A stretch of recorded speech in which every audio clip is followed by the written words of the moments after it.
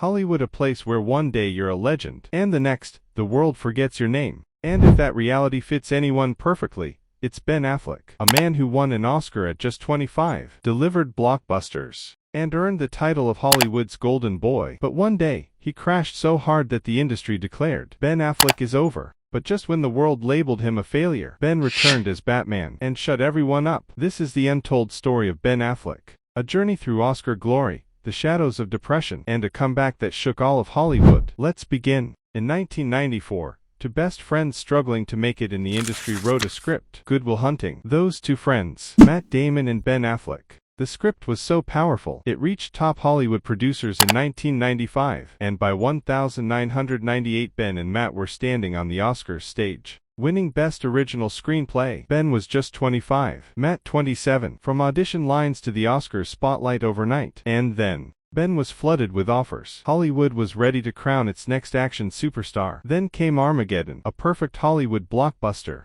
that became the highest-grossing film of 1998. Ben Affleck became a youth icon. In 2000, came Pearl Harbor, a war drama with a Titanic-style love triangle. It wasn't just commercially successful, it made Ben Hollywood's new golden boy. He had it all: fame, success, now, love. On the set of Jiggly in 2001, Ben met Jennifer Lopez. Their chemistry was undeniable. The media named them Benifer, the most talked about couple of the decade, so hyped that Jiggly was declared a hit before its release. But when the movie dropped, it bombed hard. With a $75 million budget, it earned just $7 million, one of Hollywood's biggest disasters. The press turned it into a punchline, late-night shows made it a meme, and the love the world once had for Ben and Jen turned to hate. In 2004, under the pressure of mockery and media madness, Jennifer Lopez walked away, and that was just the beginning. One flop after another. Paycheck, Surviving Christmas, each film a bigger disaster than the last. Public insults, career collapse, broken love. Ben turned to alcohol. He couldn't function without it. He showed up on set with a bottle in hand. The Oscar was gone. Only a glass of whiskey remained.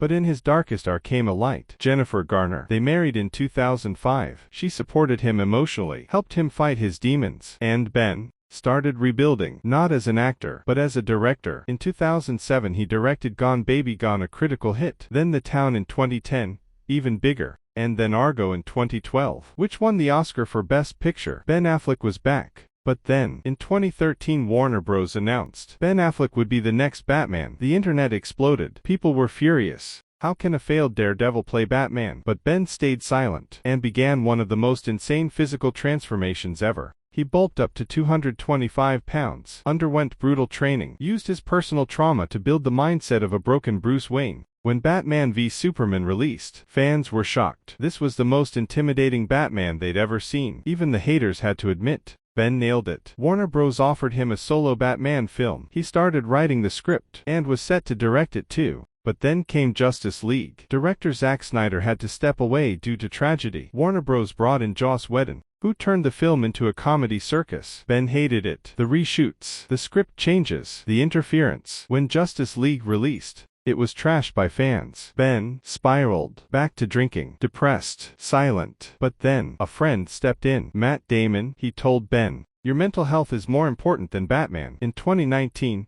Ben officially dropped out of the solo Batman project, and went to rehab. In an interview, he said, "I was so depressed if I kept playing Batman, I might be died." But the story doesn't end there. In the way back, Ben played an alcoholic basketball coach. It was real. It was raw. It was him. Critics loved it. Then came the Snyder Cut, Zack Snyder's true vision of Justice League. And people finally understood. The problem wasn't Ben. It was the studio. In Snyder's version, Batman felt like a true leader. Strong, broken, real. But Warner Bros. Didn't want to continue Snyder's vision. Instead, they brought in James Gunn, reset the entire DC universe, and officially retired Ben Affleck's Batman. But Ben left behind something powerful. A lesson. Failure is life's greatest teacher. Ben got success early, but it was failure that made him stronger. Time and again, he fell. And time and again, he rose. So if you're chasing your dreams, and all you're getting is failure, don't give up. Because failure doesn't just teach you how to rise. It teaches you how to hold on to success when it comes. So what do you think? Should Ben Affleck return as Batman? Tell us in the comments. And if this story inspired you, hit that subscribe button. We'll keep bringing you more powerful,